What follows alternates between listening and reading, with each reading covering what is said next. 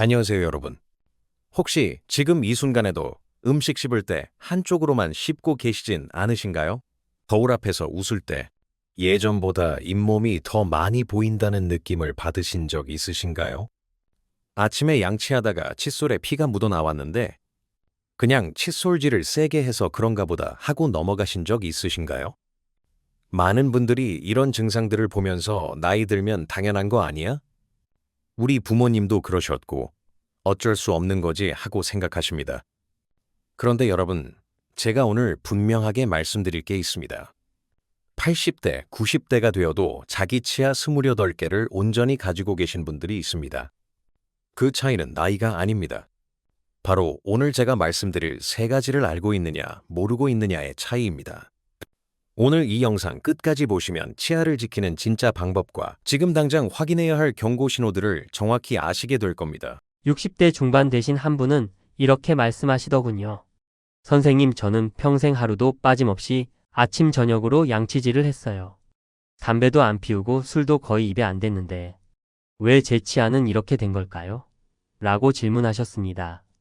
또 어떤 분은 70대 초반인데 아직도 치과 오시는 게 무섭다고 하시더라고요. 가면 또 이가 나쁘다고 할 것 같고 치료비도 부담되고 어차피 결국엔 빠질 건데 그냥 이대로 참고 살지 뭐하러 아득바득 지키냐는 체념 섞인 말씀이었습니다. 많은 분들이 이렇게 생각하십니다. 나는 매일 양치하잖아. 단 것도 별로 안 먹는데 치아가 계속 안 좋아지네. 결국 타고나거나 나이 탓이겠지 뭐하고 말입니다. 물론 유전적인 것도 무시할 순 없습니다. 하지만 여기에는 큰 오해가 있습니다. 양치를 열심히 하는 것과 제대로 하는 건 완전히 다른 문제입니다. 양치 시간이 길어도 제대로 양치하지 않는다면 잇몸과 치아는 결국 나빠질 수밖에 없기 때문입니다. 세균이 입안에 쌓이게 되면 잇몸과 치아를 감싸고 있는 뼈가 망가지게 됩니다. 집을 한번 생각해 보세요. 아무리 튼튼한 기둥을 세워놔도 그 기둥이 서 있는 땅바닥이 약하면 집이 무너지잖아요. 치아도 똑같습니다. 치아 자체는 멀쩡해 보여도 그걸 잡고 있는 잇몸과 잇몸 속 뼈가 약해지기 시작하면 결국엔 흔들리고 빠질 수밖에 없습니다. 그래서 정기적으로 치과에 방문해 주셔야 하지만 대부분 아플 때 치과에 가십니다.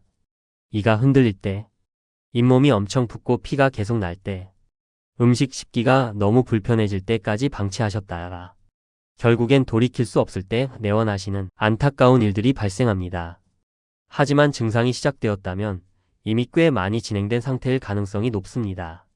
더더욱 초기일 때는 알기 쉽지 않기 때문에 치아 검진이 굉장히 중요한데요. 초기엔 증상이 너무 미세해서 대부분 그냥 넘어갈 때가 많습니다. 양치할 때 침에 피가 살짝 섞여 나와도 금방 괜찮아지지 않을까? 하고 넘기거나 찬물 마실 때 이가 시린데 원래 그러려니 하고 넘어가기도 하고 음식 씹을 때 자꾸 한쪽으로만 씹게 되는데 그냥 습관이려니 하고 넘어가는 경우가 많습니다. 바로 이 작은 신호들을 놓치는 순간부터 문제가 시작되는 겁니다. 그럼 대체 뭘 놓친 걸까요? 진짜 원인은 뭘까요? 지금부터 치아가 빠지는 진짜 원인 세 가지를 하나씩 말씀드리겠습니다. 첫 번째는 잇몸 문제입니다. 의학 용어로는 치주염이라고 하는데요. 쉽게 말하면 잇몸병입니다. 잇몸에 염증이 생기고 그게 점점 깊숙이 퍼져서 결국 치아를 잡고 있는 뼈까지 녹이는 병이죠. 잇몸병이 가장 흔하게 생기는 이유는 입안 세균 때문입니다.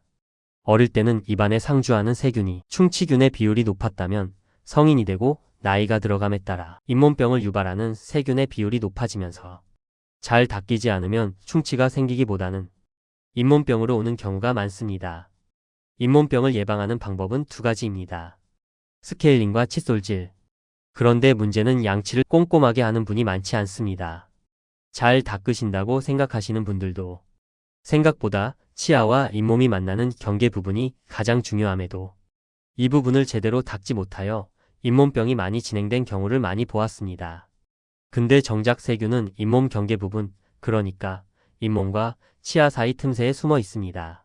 그래서 양치질 할 때는 칫솔을 완전히 가로 또는 세로로 쓰기보다는 약간 45도 정도 기울여서 잇몸과 치아 사이를 잘 닦는 것이 중요합니다. 이제 치아가 빠지는 두 번째 원인에 대해 알아보겠습니다. 두 번째는 침 때문인데요. 우리 침에는 세균을 죽이는 성분이 들어있거든요. 근데 나이가 들어감에 따라 점차 침 분비량이 줄어듭니다. 입이 자주 마르고 텁텁한 느낌 드시죠? 그게 바로 침이 부족하다는 신호입니다. 침이 부족하면 세균이 더 잘 자라는 환경이 조성되고 잇몸 염증도 더 쉽게 생깁니다. 또 약을 드시는 분들 많으시잖아요. 고혈압약, 당뇨약, 이런 약들 중에 부작용으로 입 마름을 일으키는 게 꽤 있습니다. 그럼 자연스럽게 잇몸 문제가 생기기 쉬워지는 거죠. 그래서 입안이 건조해지지 않도록 자주 물을 마시는 습관이 중요합니다. 세 번째 원인은 스케일링과 정기검진을 잘 받지 않는 경우예요. 치아 문제는 아플 때가 아니라 안 아플 때 관리해야 합니다. 정기검진을 하면서 현재 문제가 있는 부분은 없는지 체크해보고 잇몸이나 치아 뿌리 쪽으로 문제가 있는 부분은 없는지 엑스레이 촬영도 해보고 마지막으로 스케일링을 통해 잇몸병을 예방하는 것이 정말 간단하지만 중요한 과정입니다. 이 과정을 생략한다면 우리의 치아는 잇몸병으로부터 지킬 수 없습니다. 이제 집에서 잇몸병이 있는지 체크해 볼 수 있는 방법을 알려드리겠습니다. 첫째, 거울 앞에 서서 잇몸을 자세히 보세요. 색깔이 어떤가요? 건강한 잇몸은 연한 분홍색입니다. 만약 빨갛게 보이거나 검붉게 보인다면 염증이 있다는 신호예요. 잇몸이 퉁퉁 부어 보이나요? 정상적인 잇몸은 단단한데 염증이 있으면 물렁하고 부어 보입니다. 손가락으로 살짝 눌러보세요. 건강한 잇몸은 눌러도 별 느낌이 없습니다. 문제가 있다면 통증이 있거나 살짝 눌러도 피가 나옵니다. 두 번째, 치아 길이를 확인해 보세요. 예전 사진이 있다면 사진을 보며 비교해 보시면 좋습니다. 치아가 예전보다 길어 보이나요? 이건 잇몸이 내려앉았다는 뜻입니다. 치아 뿌리 부분이 드러나기 시작한 거예요. 거울로 보면 치아와 잇몸 경계 부분이 노랗게 보일 수도 있습니다. 이건 상아질이 노출된 경우인데요. 치아 뿌리가 노출된 겁니다. 뿌리는 원래 잇몸 속에 묻혀 있어야 하는데 밖으로 나온 거죠. 이 상태가 되면 찬 것이나 뜨거운 것에 민감해지고 양치할 때도 시립니다. 세 번째, 양치 후 칫솔과 세면대를 확인하세요. 칫솔에 피가 묻어 있나요? 물로 헹굴 때 침에 피가 섞여 나오나요? 한두 번이 아니라 계속 그렇다면 잇몸에 염증이 있다는 확실한 신호입니다. 어떤 분들은 피가 나도 그냥 칫솔을 바꾸시더라고요. 부드러운 칫솔로 바꾸면 피가 안 날 거라고 생각하시는데요. 칫솔 문제가 아닙니다. 잇몸에 이미 염증이 있기 때문에 약간의 자극에도 피가 나는 겁니다.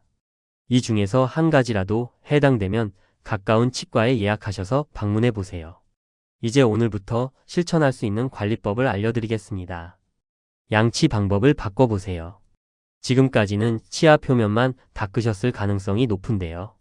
이제부터는 잇몸 경계 부분을 집중적으로 닦아보세요. 칫솔을 45도 각도로 잇몸 쪽으로 기울여서 치아와 잇몸 사이를 부드럽게 문질러 주세요.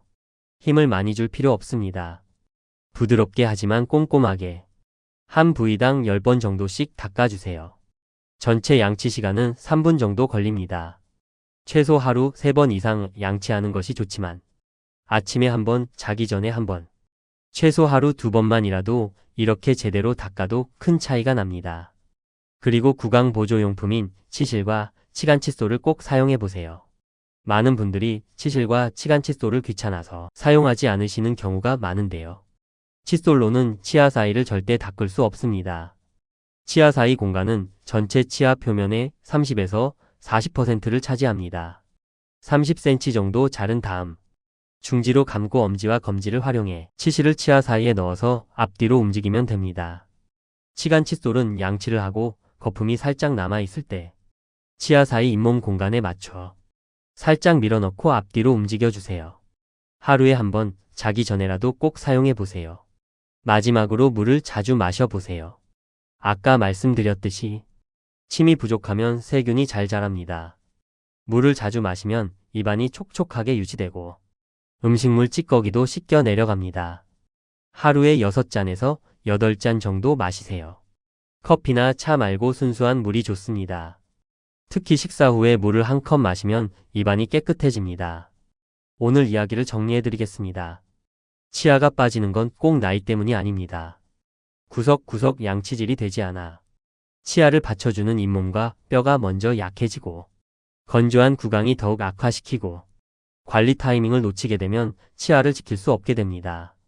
오늘 말씀드린 이 세 가지만 제대로 관리하면 80대, 90대가 되어도 자기 치아를 건강하게 유지할 수 있습니다. 오늘 이거 하나만 기억하세요. 양치할 때 피가 나는 건 절대 정상이 아닙니다. 그건 지금 당장 치과에 가보라는 신호입니다. 이거 하나만 기억하고 실천하셔도 여러분의 치아를 오래오래 지킬 수 있습니다. 마지막으로 여러분께 질문 하나 드리겠습니다. 여러분은 마지막으로 치과 검진 받으신 게 언제인가요? 댓글로 남겨주세요. 1년 이내라면 잘 관리하고 계신 겁니다. 1년이 넘었다면 이번 달 안에 예약 한번 잡아보세요. 여러분의 건강한 치아를 응원합니다. 감사합니다.